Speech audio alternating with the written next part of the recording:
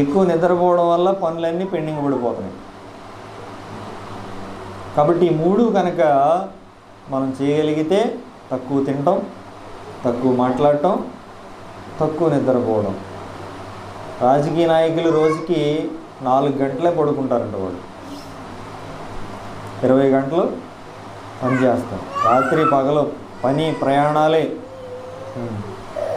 మనము 6 గంటలు 4 గంటలు మాత్రమే పని చేస్తాం.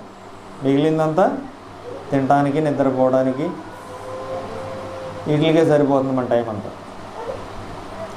అందుకనే వాళ్ళు రాజకీయ నాయకులయ్యారు, మనం వారి చేతి కింద పరిపాలన ఉండే గొర్రెలమయ్యాం. అవునా కదా? దేవుని వాక్యంలోకి మనం వెళదాం.